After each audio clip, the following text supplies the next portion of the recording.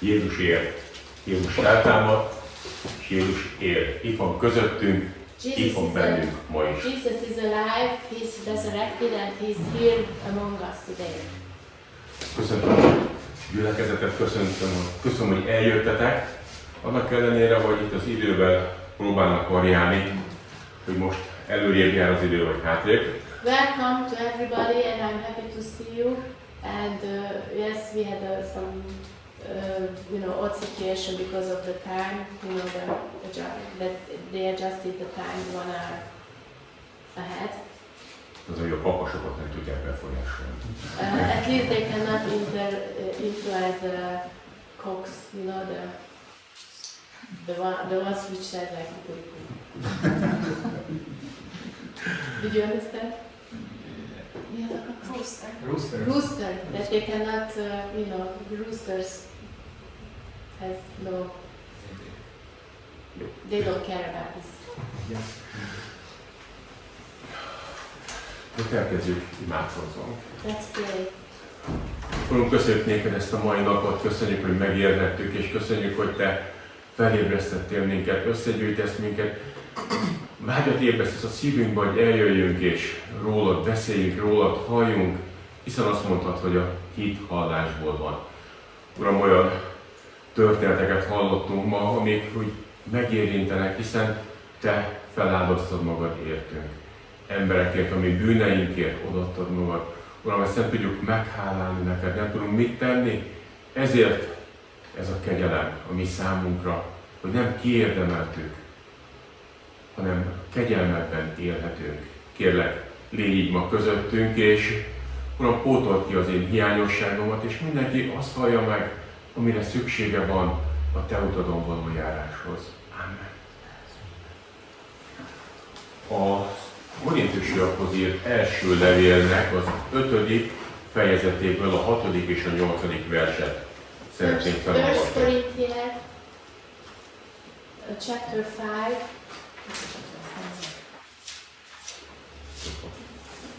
Chapter 5, 6. 68, from 6 till 8. So chapter 5, 1 Corinthians chapter 5, from 6 till 8. You can see that. Nem jó a ti dicsekedéstek, ahogy nem tudjátok-e, hogy egy kicsiny kovász az egész tésztát megkoshassza. Így tisztítsátok el azért a régi kovászt, hogy legyetek új tésztává. Mint hogy kovász nélkül valók vagytok, mert hiszen a mi húsvéti bárányunk, a Krisztus megáldoztatott értünk.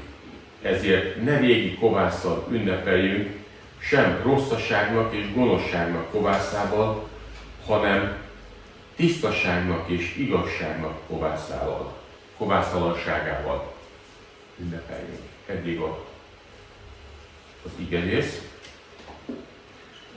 Would you read it or? Would you read this? Először egy kis történelmi áttekintés Korintusról. Magáról a városról, a város kialakulásáról. So I would like to have a little introduction about the city of Corinthus. Tehát egy pár dátum. Krisztus előtt 34-ben alapították a települést. It was found 734 years before Christ. Krisztus előtt 334-ben Nagy Sándor és Diogenész találkozása is ezen a településen történt meg. So 334 years before Christ, there was an important meeting from Alexander the Big and Diogenes met there. Ezen a településen volt a Korintusi Szövetség a rómaiak ellen. And there was ebben az évben még. Association against the Romans in this town. Krisztus előtt 146-ban Lucius római konzul teljesen lerombolta a várost. And then 146 years before Christ, Lucius destroyed the place entirely. 44-ben Julius Cézár újjáépítette. And then in the year 44, Caesar rebuilt the whole thing. És Krisztus előtt 27-ben tette Akhája szenátor fővárossá. So before then it was like before Christ 44 and in year 22 it was a capital city. Tehát Korinthusnak két kikötője volt, nagy forgalmat bonyolított le, kereskedelmet bonyolított le, egy gazdag város lett belőle. Corinthus became very rich and it had two harbors and big trade that took place. És Krisztus előtt az 5-ben a korinthusi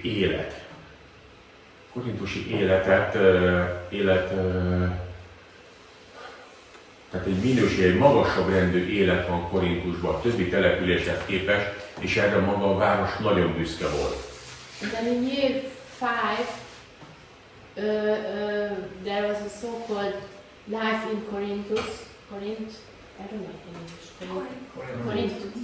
Life in Corinth was a kind of a new slogan which said, which indicated a much higher standard of living comparing to the other places around.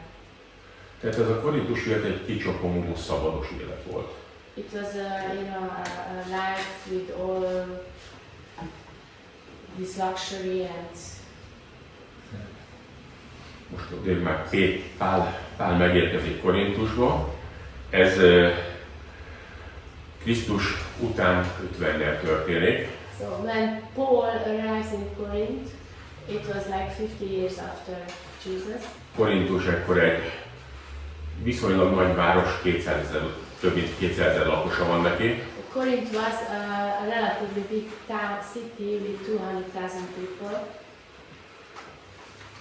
És Pál itt kezdi a szolgálatát. Itt találkozik Aquillával és Priscillával. And Paul starts his serving God here, first meeting Aquila and Priscilla. Akik Rómából el lettek üldözve. Who had to escape from Rome. Együtt munkálkodnak Pállal, mivel mind a hármuknak sátorkészítő a szakmája. All three of them worked together because their job was making tents, tent makers. És elkezdődött a gyülekezet alapítás, házi csoportokat tartanak. And they started to found a church by having like house groups. Pál körülbelül 1,5-2 évet marad Korinthusban. Paul stayed there for 1.5-2 years in Corinth. És a korinthusiakhoz írt első levelet 54-ben írja. And the first letter to the Corinthians was written in 54, in year 54. Tehát mondhatnánk ezt, hogy nagyon fiatal gyülekezetről van itt szó. So we could say that the letter is written to a very young church. És mégis vannak ebben a gyülekezetben eltérések, más gondolkodás. And even so, you can see that in this church there are different way of thinking. Nem fogadják el mindenki Pált, valaki azt mondja, hogy én Pálér vagyok, én Apollósér vagyok, én Péterér vagy Péteré vagyok. Not everybody accepts Paul. Some people say, oh, I belong to Peter. Others say, I belong to Apollos. És más-más tanítást preferálnak. And they have their own preference in teachings. Ugye egy fiatal gyülekezettől nem ezt várna az ember. So when you think of a young church, you wouldn't expect that. Mondhatnánk azt, hogy van egy 150-200 éves, egy 300 éves közösség, akkor ott ezek előfordulhatnak az ilyen tanítások, de egy fiatal gyülekezetnél, ahol mindenki frissen megtért, az kapaszkodik Jézusba. So you would expect that in churches which are older, like 150 years old, then there are different ways of thinking, but not from a young church where people were just accepting God. Van egy története, van egy iskola, ahol a tanulók elfogadják egymást, toleránsak egymással, és békességesen és sikeresen tanulnak.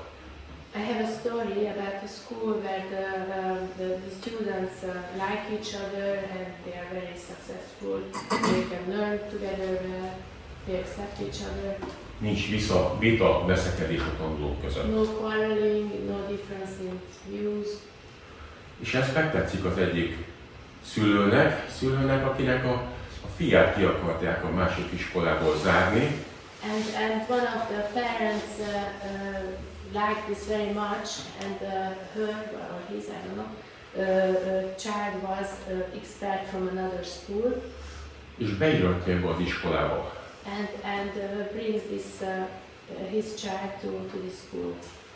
És a fiú elkezdi a sajátos életét élni. And the guy starts to live his own life. Megszólja, akin pattanások vannak. Starts to criticize the others, you know, if they have a pimple. Megszólja, aki egy kicsikét biceg.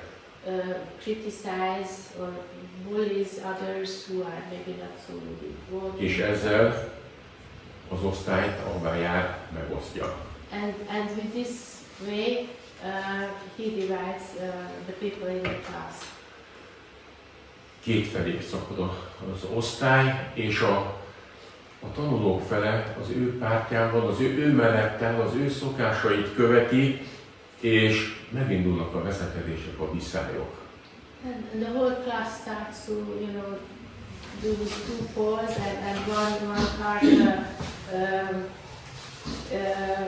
follows this guy and his way of thinking.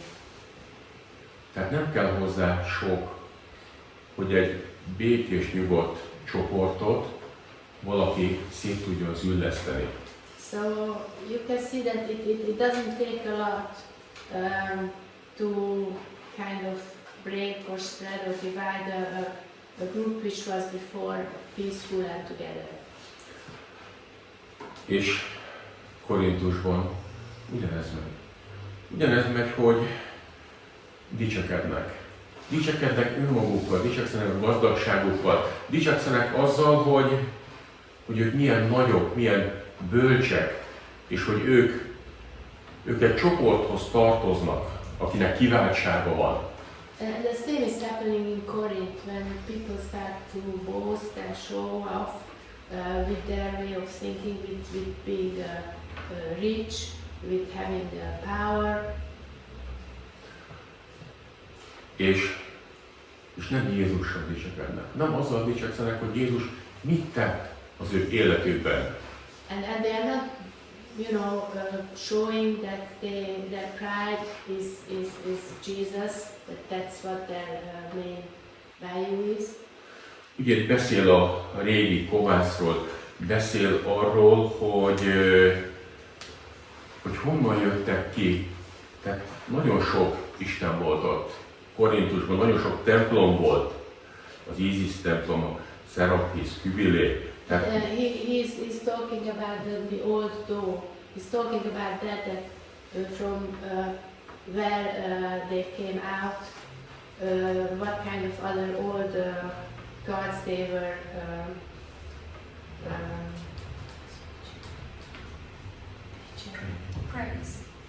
praising. Igen. És ezektől nem tudtak szabadulni, a múltat nem tudták elengedni, próbálták összehozni a kettőt, összeilleszteni a kettőt, hogy Jézusból is egy kicsi, és a másikból is. And so they still had the old parts, the old gods, and they were trying to match the whole thing together and to have them both, but of course it didn't work. És nagyon valószínű, hogy zsidók is voltak közöttük, nem kis számmal. Most probably they had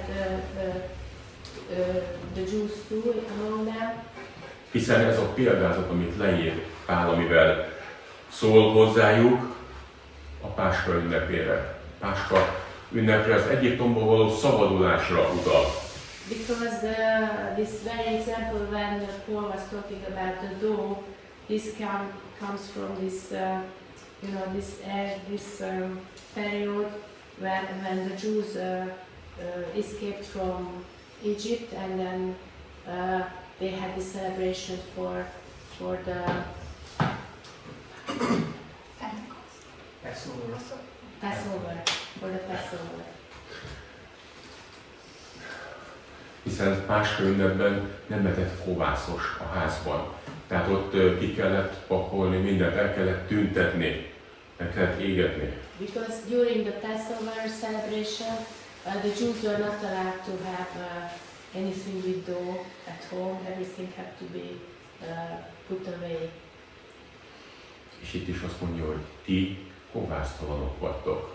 Kovásztalanok vagytok annak ellenére, amit cselekedtek, annak ellenére, ahogy egymással beszéltek, egymás iránt való indulatotok ellenére, kovásztalanok vagytok. He says, you are without the yeast, even so how you speak and what you do, you don't have the dough, you don't have the yeast. Hát a kegyelem kiárat rátok is, és hogy elfogadjátok a szabadítást. That the grace, you have grace, and then the question is if you accept this for your life. Tehát nem önmagunkat dicsekedni. Ugye nem tudom, hogy ma vannak olyan gyülekezetek, közösségek, akik dicsekszenek önmagukkal, hogy mi milyen nagyok vagyunk, milyen jók vagyunk. So not that you praise yourself, that you are proud of yourself, you know, as a church, but to be proud of, you know, to praise Jesus. Egy kis gyülekezetnek a vezetőjével beszélgettünk évekkel ezelőtt, és akkor ő mondta, hogy hol vagytok ti, metodisták, hiszen nálatok nézzétek meg, egész évben nem volt 5 keresztelő, vagy nem volt 3 megtérő, nálunk meg itt van 6-an, 8-an jönnek évente, vagy még többen. We were talking to somebody who was a leader of a small church, and then he was kind of proud of his own church, like asking them, like, oh, where are you, Methodist? You know, we didn't hear that people accepted God in your church, and as though in our church, like 4 or 5 people accepted God this year, and you know, he had all these statistics, how good his church was. Tehát elfelejtette azt, hogy a növekedést Isten adja.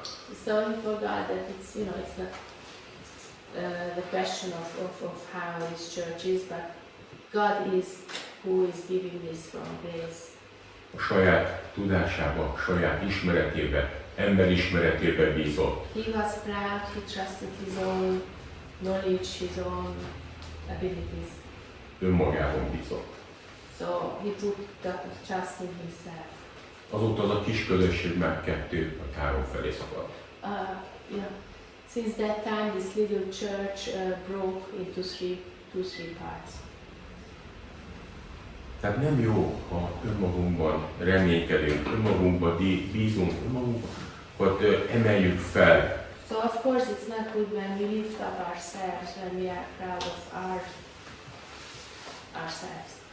Mint abban a történetben, az iskolás történetben egy gyerek megváltoztatta az osztálynak a légkörét, és szépen lassan az iskolának is a légkörét megváltoztatja. Just like as you remember, I was mentioning this first story that this boy who came into the class, he changed the whole chemistry of the class and you know, made them divided. Tehát az a kicsike kovász. That little bit of yeast. A zsidók így a Páska ünnep előtt, tehát mindent elmozdítanak. Nagy szekrényeket, ágyakat elhozzák, ilyen repedésekbe is benéznek, megpróbálják kiszedni, hogyha van benne egy kenyérmorzs, ami kovászos, tehát mindent kipucolni. During this Passover celebration, the Jews really are very peculiarly controlling everything. If there is, you know, that not that they have any yeast in their house, so they pull out the furniture, check the little cracks on the floor, not that there is a little breadcrumb which stays there. És utána új volt. Jön az áldozat bemutatás, megtisztulnak, jön az új kovász, és élik az életüket tovább. And then, you know, they have this the celebration. They you know, they have the lamb, and then they start the whole thing again. They have new yeast. Lehet, hogy már mondtam egy párszor ezt a történetet, hogy egy gyülekezetből a lelkész elküldi az egyik presbitert egy lelki gyakorlatra, hogy közel kerüljön Istenhez. Maybe I mentioned this story before, that there's a church where the pastor sends one of the leaders out, so he has some time in a course or something and renew his relationship with God. Ez egy 2 hetes alkalom volt. This was a kind of course for 2 weeks. Visszaért a presbiter a gyülekezetbe. When the leader came back to church, nem találkozott a lelkésszel, meg annak is különböző elfoglaltságai voltak.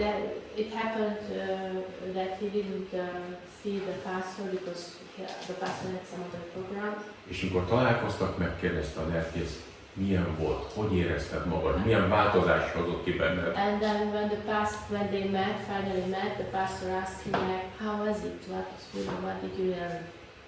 És mondta, hogy nagyon jó volt, teljesen megváltozva jöttem vissza. And then this leader said, like, it was very good, I came back really changed. Azért kellett egy 4-5 hét, amíg visszazökkentem a régi kerékpárásra. But, you know, it needed about 4-5 weeks to get back again in the old situation.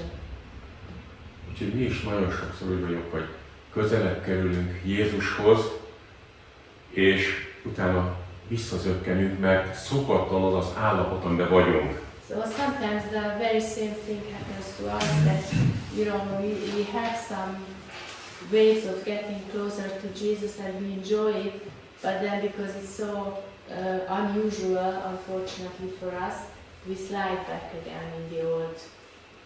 Vagy pedig azt mondják nekünk, hogy mi mindenből meg kell tisztulnod, mielőtt Jézushoz akarsz menni. Tehát önmagadat kell tisztává tenned. Or there is this other problem when they say that before you go to God, make yourself clean. And it's a problem because it's not, you cannot do this on your own. It's not that you get ready for Jesus. És itt azt írja, hogy nem neked kell tisztává tenni magad, te már tiszta vagy, hanem el kell fogadnod azt a kegyelmet, amiben élsz, és nem visszaugrálni, visszakapcsolódni azokhoz a dolgokhoz, amiből kijöttél.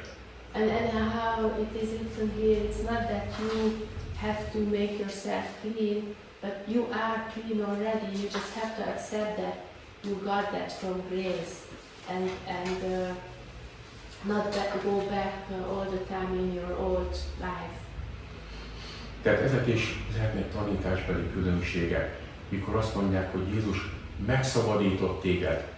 Szabad vagy pedig nem azt mondják, hogy még nem vagy szabad, mert még van az életedben, amitől meg kell szabadulni, amit le kell tenni. So there can be these differences in teachings when they say like Jesus made you free and then you are free, or they say that okay, Jesus made you free, but you still have to work on it. Tehát és itt az emberek sokszor meghasonlanak egymással. Azt mondja, hogy igen, én tudom, hogy nekem örök életem van, elment Jézus nekem elkészíteni, és másik azt mondja, hogy nem biztos, hogy ez megvan. Nem biztos. And unfortunately, you know, these two opinions really, it's really hard because one party says like, you are clean because Jesus made you clean, and the other one says like, it's you know, maybe you don't have a new life, maybe it's not true, who knows.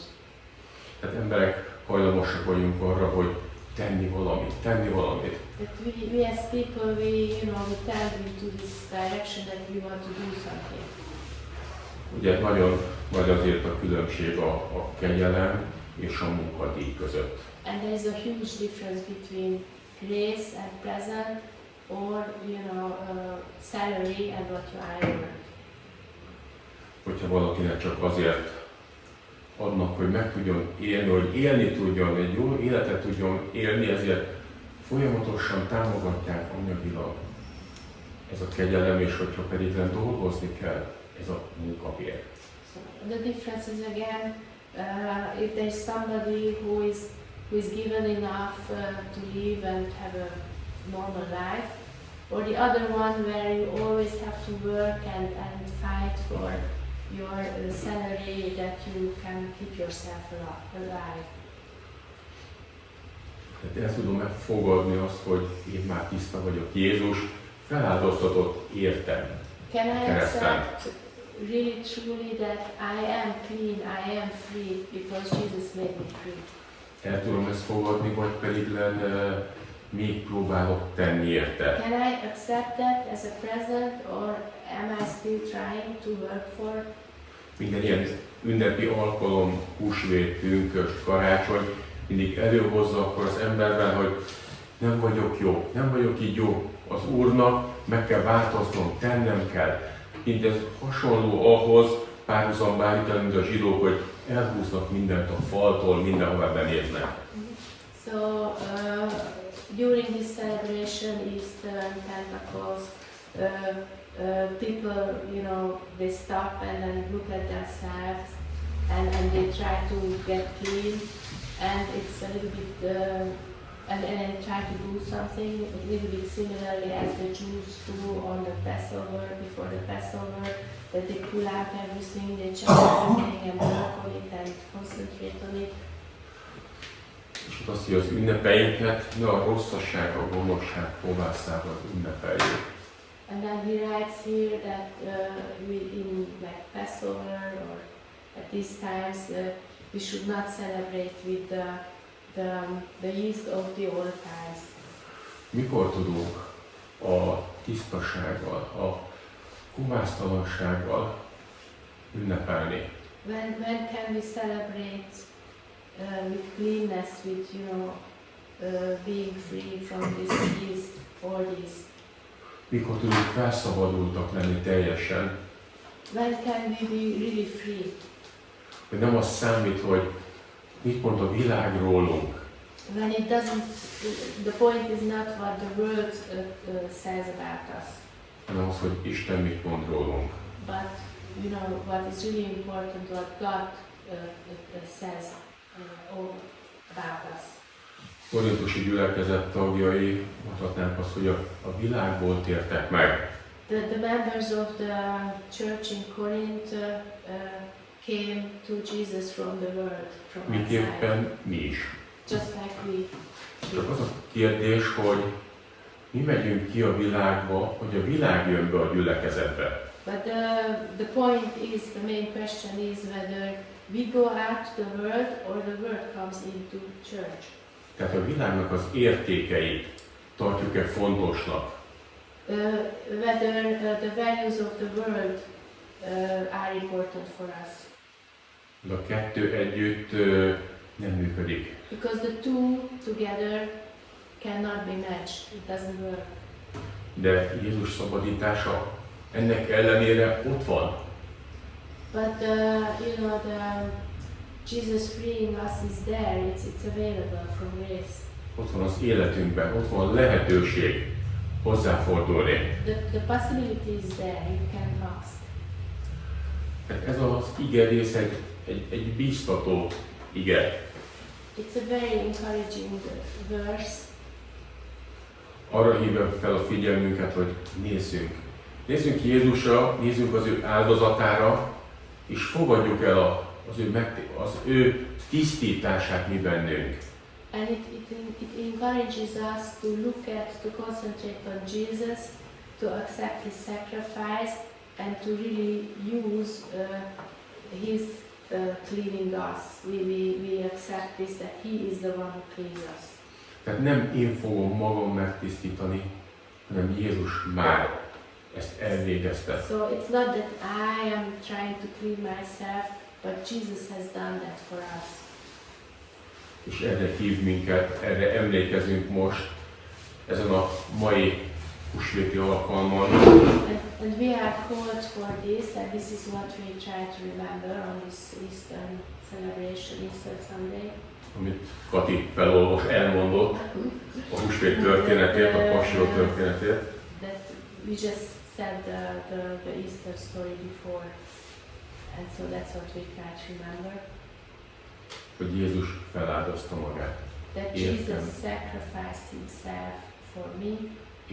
Értünk mindannyiunkért, egyenként. For us all, for each of us. Hogy el tudjuk fogadni azt, hogy tiszták vagyunk. So that we can accept that we are clean. És tudjuk azt, hogy kihez kell fordulni. And we know whom to turn to. Mikor kísértések jönnek. When temptations come. Nem a saját erőmbe bízom, hanem Jézushoz fordulok, és ő ad erőt a mindennapokban. We don't trust ourselves, but we ask Jesus for His power, and He gives us power for every day. És a dicsekedésem, közösség dicsekedése csak Jézusban. Jézusra dicsekedni, hogy ő alapítja a közösséget, ő formálja a benne lévőket. And the praising our praise belongs to Jesus. That He's the only one. We don't say we do anything or our church do anything, but it's just Jesus who does that. Tehát azért felhív, hogy legyünk éberek, legyünk készek, vegyük észre a kísértéseket, vegyük észre azt, amikor megpróbálnak letéríteni az útról. So that he points out that we should be alert, we should really watch out for to notice when temptations come. És álljunk ellen, mondjunk ellen Jézusban. And that we can reject these temptations in Jesus. Not alone, but in Jesus. Tehát mindegy, hogy hol vagyok, milyen helyzetben vagyok, mi történik körülöttem, Jézus nem fordul el. Jézus kegyelme ott van velem folyamatosan. It doesn't matter in which difficulties or situations you are when you need help. Jesus is always there. There is no difficult situation when He's not there. És szeretném, hogy ez az erő, ez a szeretet, ez a kegyelem mindannyiunkon ott lenne, és I would really like that this love, this power, this grace is with us, with every one of us. és a mindennapokat ezzel tudnánk, ez az örömmel tudnánk megélni, That we could really live our lives with this enjoyment every day. és dicsekedjek az én gyengeségemmel, és Jézus nagyságával, That hogy we mit tett értem. we can be boasting, kind of proud of our weaknesses, and in Jesus' power. És ez a kegyelem nem csak ezekre az ünnepekre korlátozódik, This grace is not just valid for these celebration days, hanem az év minden napjára. but for every day of the year, every day. Éljünk vele is. So let's make it, use it, Legyünk mások üdvösségére. for the others, the blessings of the others, so that we can live such a life that they can accept God as well. Amen. Urunk, köszönjük ezt a kegyelmet, amiben részesítesz minket, és köszönjük, hogy felhívod a figyelmünket arra, hogy nem saját erőből, vagyunk tiszták, hanem Te általad, a Te halálod és feltámadásod, Uram, tesz minket szabaddá, tesz tisztává. Ne engedd, hogy megkötözzük saját magunkat, hogy észrevegyük, amikor észreveszünk, hogy mi minden van az életünkben, hanem Te adsz erőt ahhoz, hogy hozzád forduljunk és letegyünk mindent. Uram, kérlek, légy velünk ezen a mai napon, vezesd az életünket, és használj Te céljaidra minket. És kérünk, hallgass meg, mikor a tőled tanult imával fordulunk hozzád. Mi Atyánk, aki a mennyekben vagy, szenteltessék meg a Te neved, jöjjön el a Te országod, legyen meg a Te akaratod, amint a mennyben, úgy a földön is.